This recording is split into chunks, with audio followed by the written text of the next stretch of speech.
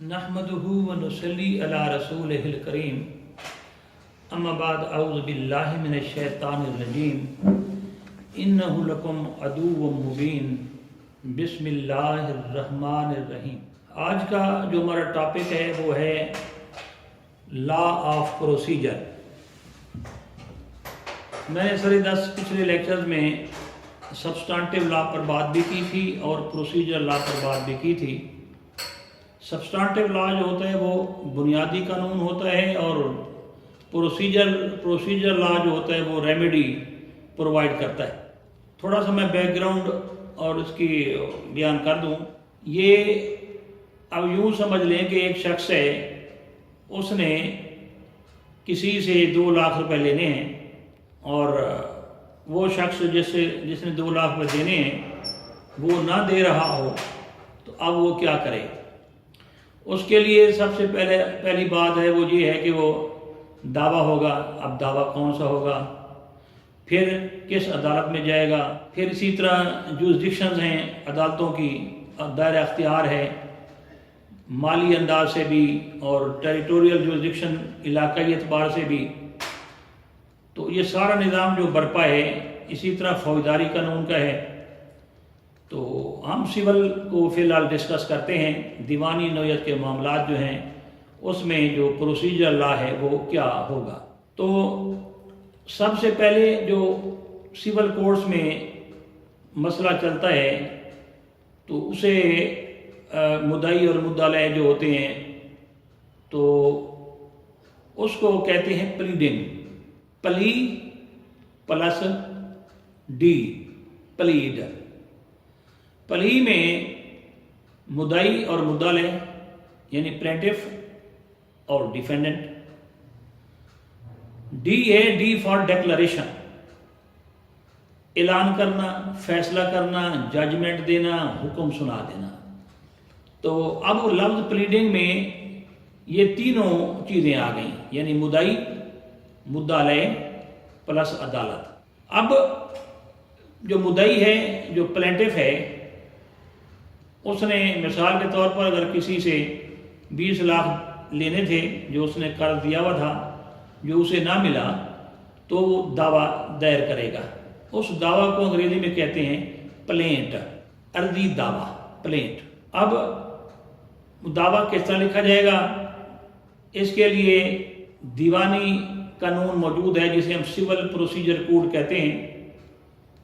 दावा कैसे लिखना है, इसके तमाम निज़ाम आर्डर 6, 7 और 8 इसके अंदर लिखा हुआ है कि दावा लिखा किस तरह जाएगा और क्या उसके एवरमेंट्स होंगे। बाकायदा उसकी फॉर्म है, फिर उसके लिए तस्दीक है, फिर उसके बाद उसके दस्तखत हैं प्लेंटिफ या मुद्दई के, कपल्ड विद जो कौंसल होगा, वकील होगा, उसके दस्तखत होंगे और वो सीनियर सिविल जज की अदालत में दायर होगा। इसके बाद मुद्दा अलह जो है वो अपनी रिटर्न स्टेटमेंट देता है। लेकिन इससे पहले जब दावा दायर हो जाता है, अगर वो मेंटेनेबल हो, कानून के तहत हो, गलत कारी पर मबनी ना हो, तो अदालत जो है डिफेंडेंट को, मुद्दा अलह को समन करती है। समन मीन तलबी, इतला देना कि जनाब आपके खिलाफ जो है वो दावा दायर हो चुका है, आप आएँ और इसको डिफेंड करें। उसकी तलबी के फिर मुख्तलिफ तरीके हैं। पहले समन भेजे जाते हैं और साथ एक रजिस्ट्री भेजी जाती है, लिफाफा रजिस्ट्री जिसे हम कहते हैं, डाकिया ले जाता है।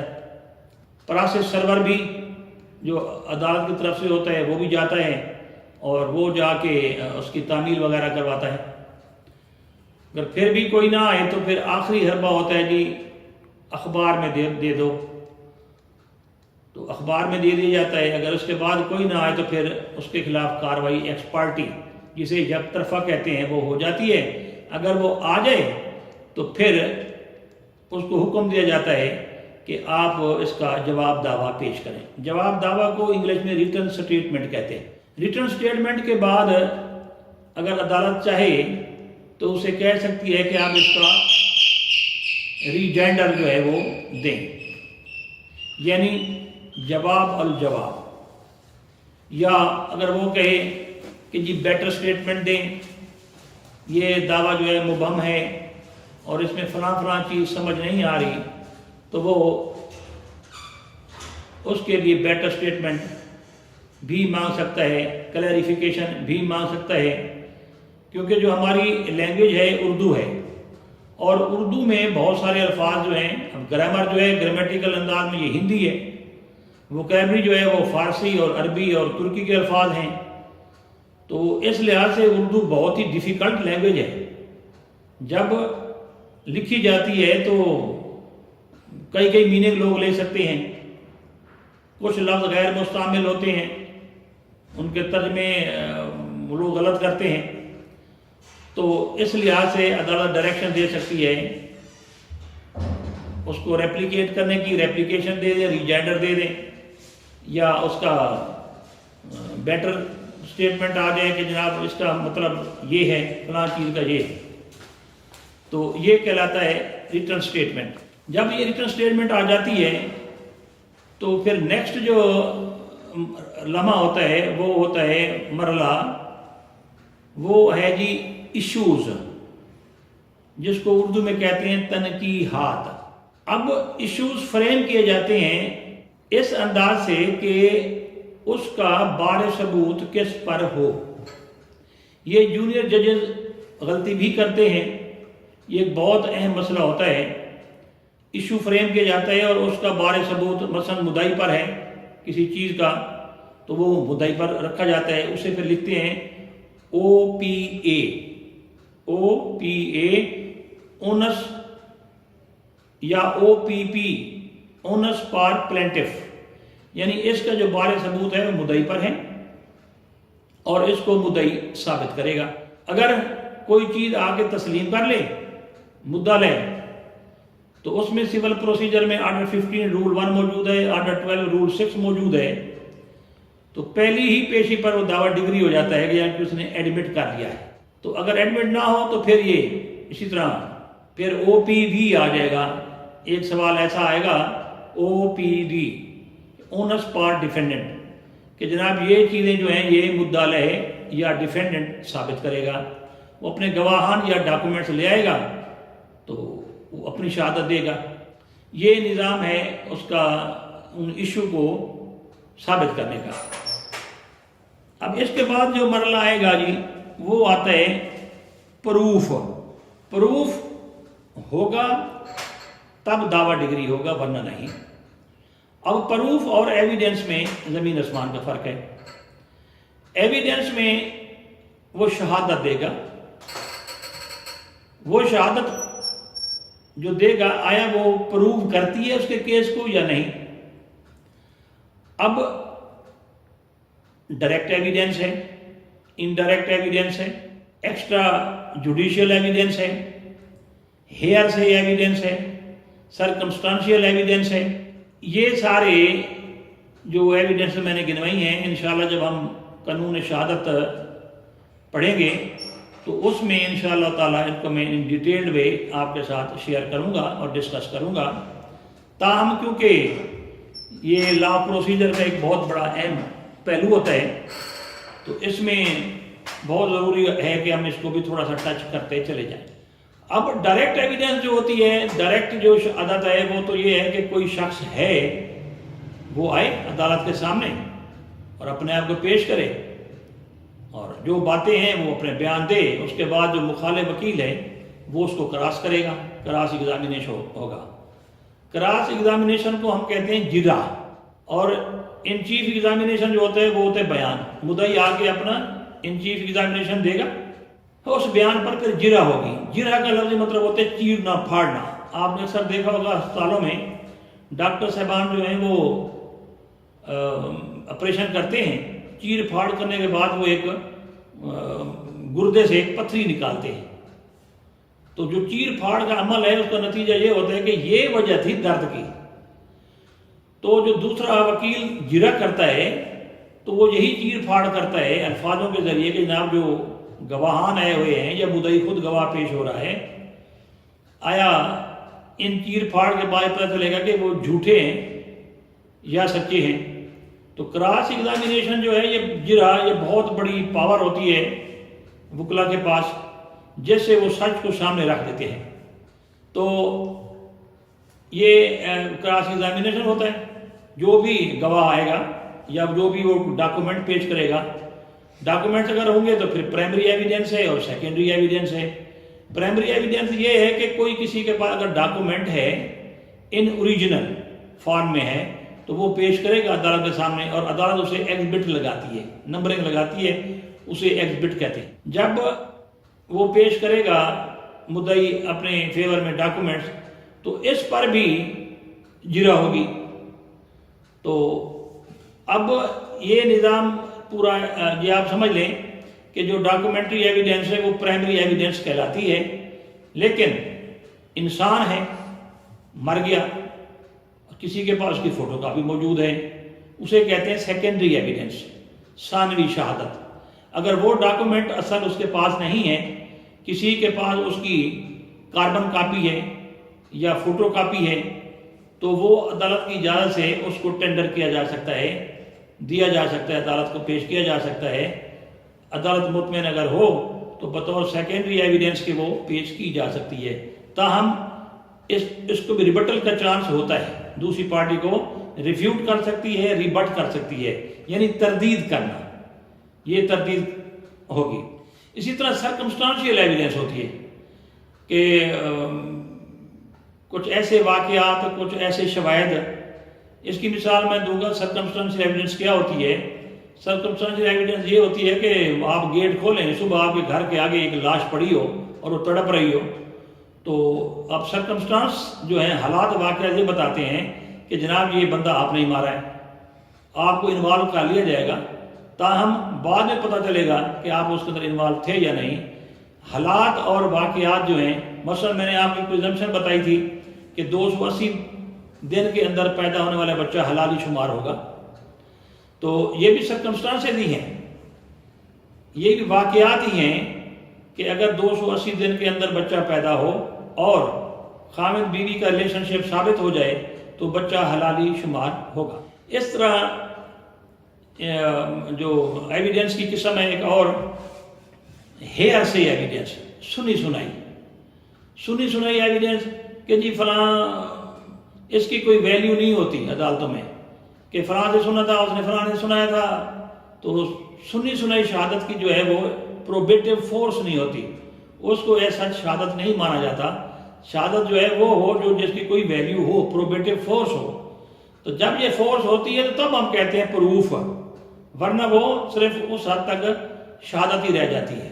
اسی طرح اور بھی ایک قسم کی شہادت کی قسمیں ہیں، لیکن میں اس کو اکتفا کرتا ہوں یہیں پر کہ یہ کیونکہ ایویڈنس ایکٹ جب ہم پڑھیں گے، قانون شہادت آرڈر اپنا، تو اس کے اندر ہم ڈسکس ضرور کریں گے۔ اس کے بعد جو ہے مدعی کی شہادت جب ختم ہوتی ہے تو پھر گواہان آتے ہیں اور مدعا علیہ یعنی جو ڈیفینڈنٹ ہے وہ اپنے گواہان اور اپنے ڈاکومنٹس پیش کرتا ہے، اس پر پھر مدعی کا جو وکیل ہے وہ اس پر جرا کرتا ہے، جس طرح مدعی کے گواہوں پر مدعا لینے کی تھی۔ یہ بہت بڑی آرٹ ہے کہ آپ نے، اچھا کچھ لوگ غلطی یہ کرتے ہیں کہ جو ایگزامینیشن چیف ہوتا ہے اس میں ایسے سوال پوچھ جاتے ہیں جو جرا میں پوچھ رہے تھے۔ اس طرح انہوں نے یہ قانون نے منع کیا ہوا ہے کہ جناب یہ جو لیڈنگ کوشچن ہیں یہ آپ چیف ایگزامینیشن میں نہیں پوچھ سکتے۔ مثلا کوئی یہ کہے کہ آپ کے ابو کا نام اکبر ہے، وہ کہے ہاں، یہ آپ استاد ہیں، وہ کہے ہاں، یعنی اس قسم کے سوالات جو ہیں، لیڈنگ کوشچن جو ہیں، وہ جرا میں تو پوچھے جا سکتے ہیں لیکن بیان میں یہ نہیں پوچھے جا سکتے۔ اس کے علاوہ جناب جو ہے یہ سارا نظام، اس کے بعد دونوں کی پارٹیوں کی ڈاکومنٹس، دونوں پارٹیوں کی بحث سن کر جج فیصلہ دیتا ہے، اسے ہم کہتے ہیں ججمنٹ۔ ایک ہوتی ہے ڈکری، ایک ہوتا ہے ججمنٹ، ایک ہوتا ہے آرڈر۔ اب ڈکری جو ہے وہ ایک فارمل کورٹ کا ایک ڈائریکشن ہے، مثلا وہ یہ کہہ سکتا ہے کہ میں حکم دیتا ہوں کہ مسٹر اے جو ہے اس کے حق میں یہ دعویٰ ڈگری کے آتا ہے اور بی تمام تر اخراجات بھی پیش کرے اور جو اس نے 2 لاکھ دینا تھا وہ بھی عدالت میں جمع کروائے. اس طرح وہ اپنا ایک ججمنٹ دے دیتا ہے. ججمنٹ یہ تھی ڈگری، میں حکم دیتا ہوں. اب جو فارمل ایکسپریشن تھا کورٹ کا رسمی انداز ہے کہ جناب وہ پیش کر دے پیسے، دعویٰ اس کے خلاف ہو گیا ہے، تو اس کو کہتے ہیں فیصلہ، ججمنٹ.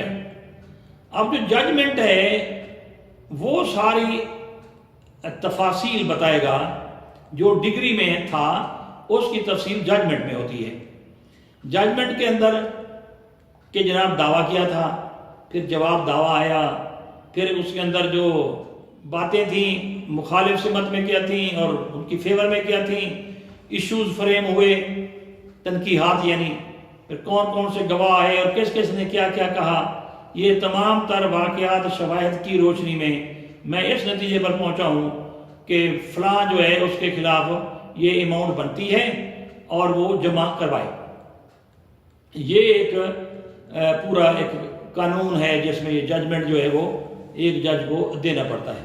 تھوڑی سی یہ بات سمجھ لیں کہ آرڈر کسے کہتے ہیں اور ڈگری کسے کہتے ہیں. آرڈر جو ہے وہ کسی درخواست پر ہوگا. ایک دعویٰ ہوتا ہے، اس کے اندر کئی درخواستیں آتی ہیں، تو ان درخواستوں پر جو حکم جو عدالت سنائے گی فیصلہ اس کو آرڈر کہتے ہیں. تو ڈگری جو ہے وہ کسی دعوے پر ہوگی. تو دونوں میں ججمنٹ آ سکتا ہے، لیکن ڈگری جب ہوگی تو اس کے ساتھ ججمنٹ کا آنا بہت ضروری ہوتا ہے.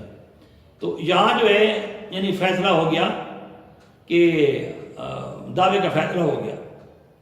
اب نیکسٹ کیا جائے، ڈگری ہو گئی اس کی فیور میں. اب نیکسٹ پروسیجر جو ہے یہ سول سائڈ پر وہ ہے ایگزیکیوشن.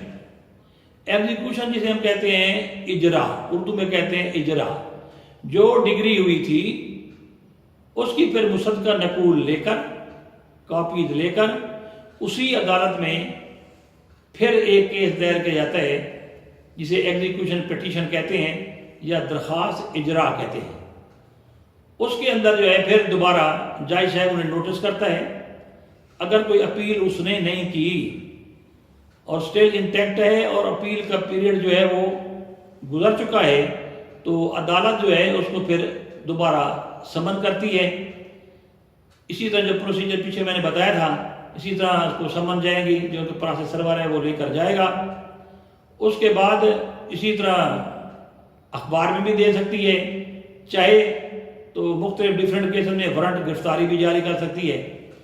تو اب ان کا نام ہوگا، وہاں تو تھا نا مدعی اور مدعا یعنی پلینٹیف اور ڈیفینڈنٹ، تو یہاں ایگزیکیوشن پٹیشن میں پیٹیشنر نام ہوگا درخواست دہندہ، اردو میں کہیں گے درخواست دہندہ پیٹیشنر، اور اس کو کہیں گے اب وہ مدعا نہیں رہا، اب وہ بن گیا مدیون جس نے کچھ دینا ہے، دیندار جو ہے وہ مدیون ہے.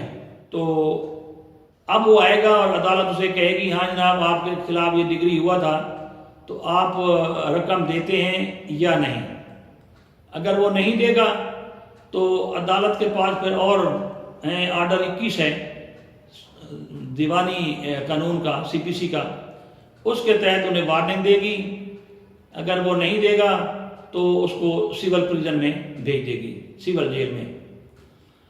تو اس کے لیے پھر ضمانت اس کو نہیں مل سکتی جب تک وہ مدعی یا جو تھا ایگزیکیوشن وہ پیٹیشنر تھا جب تک وہ مطمئن نہیں ہوتا. بعض اوقات کچھ حالات میں عدالتیں اقساط آسان انسٹالمنٹس بھی بنا دیتی ہیں تاکہ وہ آسانی سے وہ رقم ادا کر سکے.